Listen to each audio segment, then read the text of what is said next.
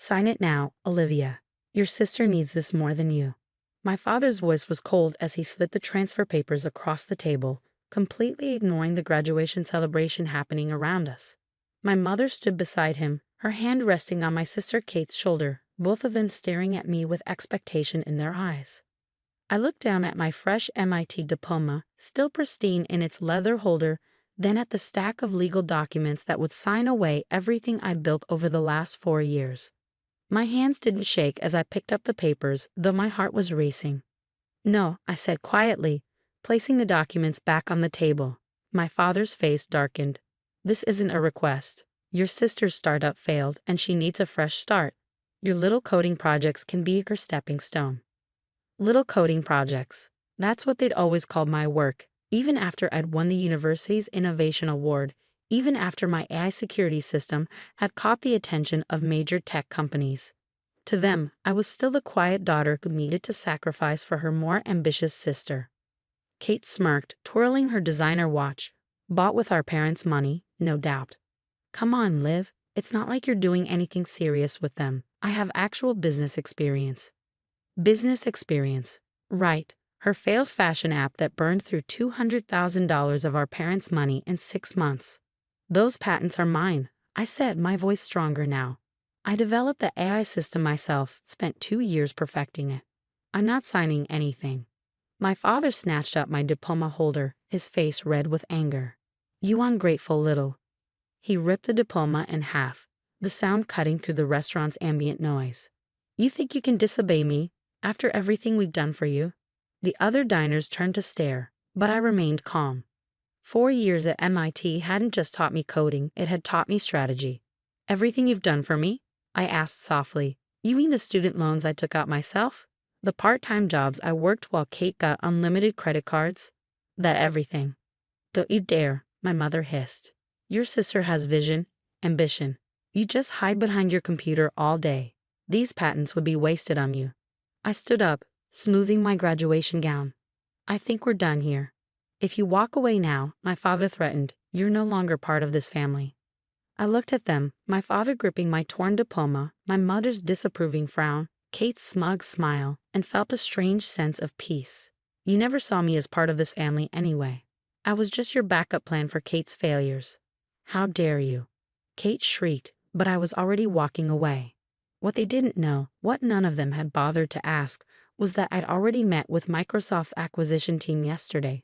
My AI security system, the one they dismissed as a coding project, had caught their attention 6 months ago. The final meeting was scheduled for tomorrow morning. I pulled out my phone as I left the restaurant, dialing a familiar number. Professor Martinez? Yes, everything went exactly as expected. They tried to take the patents. No, I didn't tell them about tomorrow's meeting. Yes, all the paperwork is ready. I caught my reflection in a store window, still in my graduation gown, but standing straighter than I had in years. Tomorrow, Microsoft would announce their $50 million acquisition of my AI security system. Tomorrow, my family would learn exactly what my little coding projects were worth. But tonight, I had a different celebration in mind. I headed to my apartment, where my real support system waited. My best friend Emma, my roommate Jack, and our study group had planned a small party. People who had actually seen me work through countless nights, debug endless code, and build something revolutionary. As I climbed the stairs to my apartment, my phone buzzed with texts from my family. Dad, you're making a huge mistake. Mom, think about your sister's future. Kate, you'll regret this. I would have made your stupid program actually successful. I silenced my phone without replying. They'd find out soon enough exactly how successful my program already was. Emma opened the door before I could reach for my keys, taking one look at my face and pulling me into a hug. They did exactly what you predicted, didn't they? I nodded, finally letting myself smile. Down to the diploma ripping. Is everything ready for tomorrow? Press release drafted, social media strategy in place, and Jack's got the champagne on ice, she grinned. Ready to shock the tech world, Ms. Future Millionaire? For the first time since the disastrous graduation dinner, I laughed. Tomorrow would change everything, but tonight I was exactly where I belonged, surrounded by people who saw my worth long before any price tag was attached to it. The next morning, I sat in Microsoft's sleek conference room, my torn diploma tucked away in my bag like a battle scar. The acquisition team's lead, Sarah Matthews, reviewed the final paperwork, her expression professional but pleased. "Everything looks in order, Miss Parker," she said, sliding the contracts across the polished table. $50 million, with you retained as lead developer for the next 3 years. Are you ready to sign? I picked up the pen, thinking about how different this felt from last night's attempted coercion. Just one question. The press release goes out immediately after, correct? Sarah nodded. We've coordinated with major tech publications. Your iSecurity system is exactly what the market needs right now. This will be breaking news within the hour. I signed my name with steady hands, each stroke a declaration of independence from my family's expectations. As Sarah gathered the paperwork, my phone started buzzing. News traveled fast in the tech world, and someone had already leaked the acquisition. The first call was from Kate. I declined it, watching as text messages flooded in. Kate. What the hell? $50 million? Kate. You have to share this with a family. Kate, call me now. My mother's messages came next. Mom, we need to talk about this as a family. Mom, your father is very upset.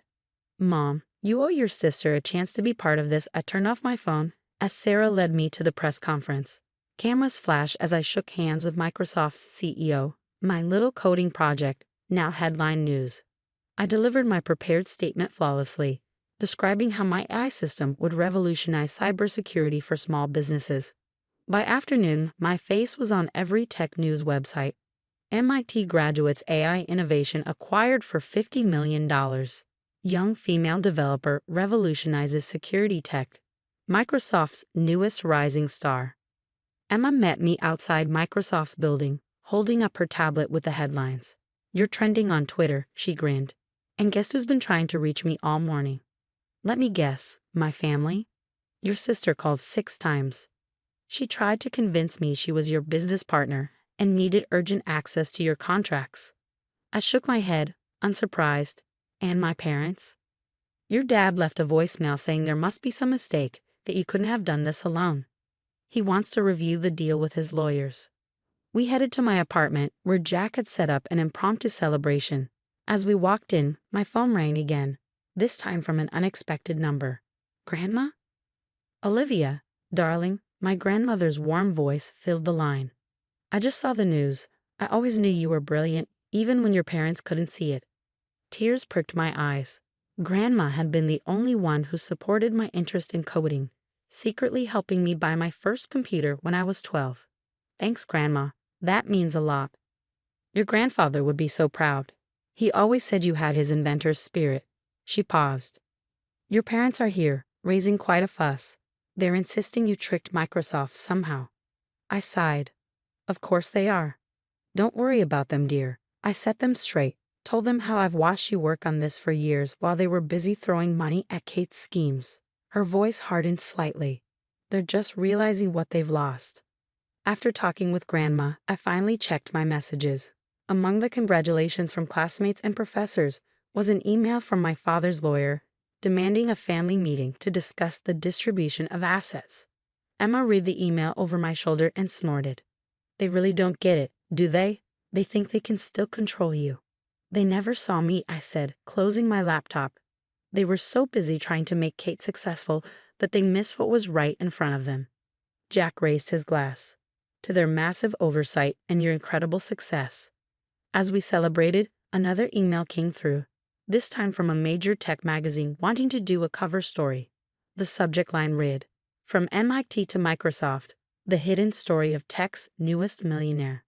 I smiled, thinking about all the young girls who might read that story, all the quiet students working on their own projects while being overlooked by their families. Maybe my story would help them stand their ground too. Emma squeezed my shoulder, ready to tell your story to the world. I nodded, opening my laptop to reply to the magazine. It was time to step into the spotlight on my own terms, no longer hidden in my sister's shadow. The party continued around me as I typed, my friends' laughter drowning out the constant buzzing of my family's calls. Tomorrow, I would deal with their demands and accusations. Tonight, I celebrated with the people who had believed in me all along. The magazine interview was scheduled at my grandmother's house, a deliberate choice that sent a clear message to my family. As the photographer set up in Grandma's sunlit study, surrounded by photos of my early coding competitions and science fair wins, I heard familiar voices in the driveway.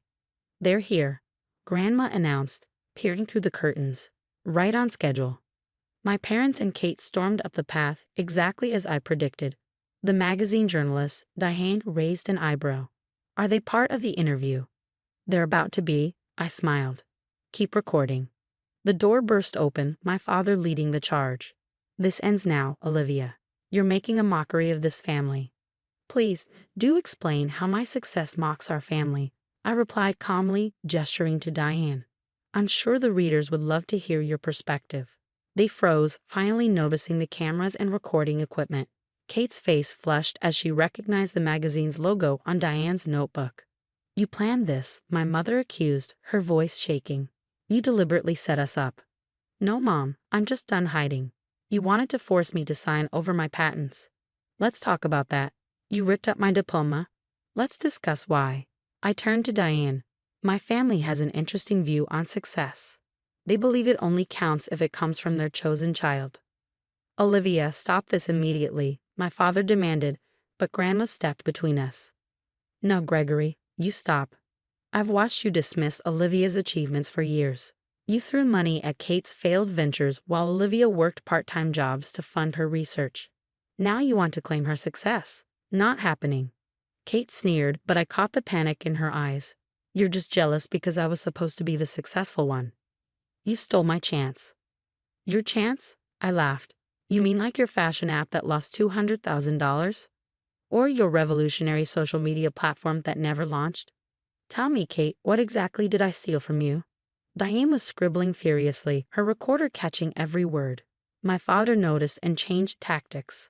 "Sweetheart, we only want what's best for the family. Surely we can discuss this privately. Like how you privately tried to force me to sign away my patents." I pulled out my torn diploma. "Or how privately you destroyed this."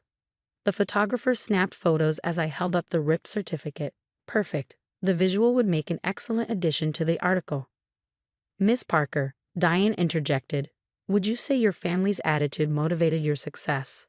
I considered the question, looking at their faces, my father's controlled anger, my mother's embarrassment, Kate's barely concealed jealousy. Actually, yes. Every time they dismissed my work as little coding projects, it pushed me to work harder. Every time they threw money at Kate's ideas while I took out loans, it taught me financial responsibility. They showed me exactly what I didn't want to become. "You ungrateful," Kate started, but Grandma cut her off. "I think you've all said enough. Olivia has an interview to finish. Unless you'd like to explain to the readers why you tried to steal her patents." They left as abruptly as they'd arrived, my father practically dragging Kate, who was still shouting about family loyalty. Once they were gone, Diane turned to me. "That was intense. Are you okay?" I smiled, genuinely at peace. Better than okay. That was the last tie I needed to cut. The article came out a month later, Tech's Rising Star. The truth behind the success became the magazine's most shared story. My torn diploma, carefully pieced together and framed alongside my Microsoft contract, made a powerful image. The responses flooded in.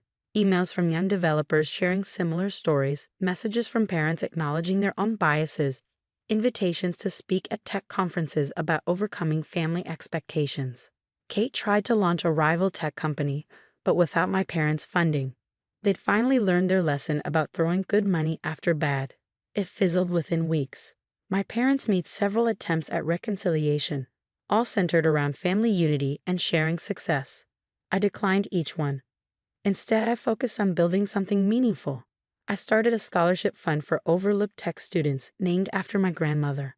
Microsoft's faith in my AI system proved well-founded. Within 6 months, it was protecting thousands of small businesses from cyber attacks. 1 year after the acquisition, I sat in my new office looking at the framed magazine cover on my wall. My phone buzzed with a text from Emma. "Your sister's giving interviews about being your inspiration. Want me to send the receipts?" I laughed, typing back, "Let her talk. Success speaks for itself." My grandmother's words from the magazine article had become my mantra. Success isn't about proving others wrong. It's about proving yourself right. Looking out my office window at the Seattle skyline, I felt nothing but gratitude for every dismissive comment, every undermining action, every attempt to hold me back. They had all become steps on my ladder to success. My little coding project was now an industry standard. My name was respected in tech circles, and my story was inspiring others to stand their ground. Sometimes the best revenge isn't confrontation. It's simply succeeding beyond anyone's expectations, especially your own.